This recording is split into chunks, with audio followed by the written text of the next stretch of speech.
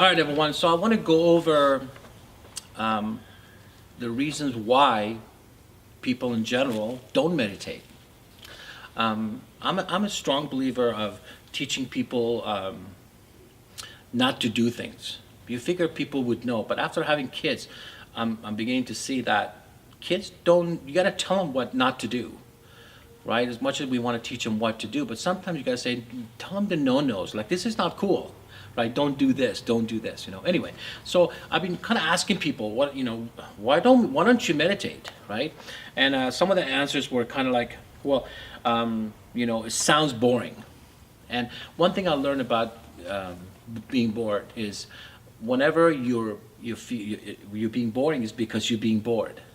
I don't personally remember the last time I was bored. There's so much to do, so much to learn, right? But it's the unknown. And I truly believe in this, and I want you to listen to me carefully, and I'm going to say my mind, but I'm talking about generally about everybody's mind, but I'm not going to assume that. But my mind doesn't want to be here right now, by default. I think even right now when you listening to me, you're going, oh, I heard that before, or where have I heard that before, or that doesn't make sense. So your mind is trying to justify it, but doesn't want to be here right now. And whenever I do, and I'm sure you do too, I try to do something to control the mind, my body will react. You start itching, your knee starts hurting, your mind will go somewhere else. Your mind doesn't want to be controlled. My mind doesn't want to be controlled by me. That's why we study self-defense. We don't study other people's defense. We study to defend against ourselves. So by default, I think I don't want to be here. I don't want my mind to be here right now. I want to be in the future based on what I've done in the past, but not to be here right now. And that's one of the hardest things is to get a hold and control that and to be present in the moment. And the way we do that, we do it through physical arts. We do it through our martial arts, right? People think they come here and they feel so good about doing martial arts. And I tell them, it's not because you necessarily do martial arts. Any sport you're good at, anything you do that you put your heart into it, you feel great about doing it.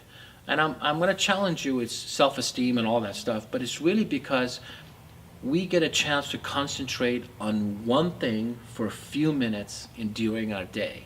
Because as parents, as I am, and a business owner and all this stuff, my mind is always everywhere, right? But when I train, I don't have that luxury. The whole thing is I need to be present to doing what I'm supposed to do. Is it a form or a combination or whatever it is? And that by itself, being in the moment, is what we want. That's what creates joy for us, right? And that's what we feel so good after workouts, right? Not necessarily workout for heck of heck of just sweating, but we got a chance to practice for a few minutes to be in present to what we're doing, right? So those are some of the reasons that people don't meditate. Another complaint that I hear, I don't have time. And the whole time thing is a whole different conversation, which we don't want to get into right now. But there's no such thing as a downtime, uptime, premier time, playtime, work time. There's just time, right? There's just a lifetime. This is our life, right? And it's an investment that I make in me, that will have the greatest return on investment. Because if you feel at ease with yourself, you won't look for enemies outside, and the enemies outside won't have that much effect on you anyway. If you're clear and really aligned, we'll talk about alignment in our next lesson. You just don't do that. So I don't necessarily believe in not having time, because again, we're not looking for that one sitting down by a Buddha head and all these kanji and music. Oh, I'm going to sit down and meditate. I don't have the right music. I got to have the music or download this music. It's not about that. It's meditate and be in the moment and doing whatever it is I'm doing. If I'm cooking, if I'm working, if I'm walking, if I'm talking to my wife, or whatever it is. A lot of people say I'm scared to be alone.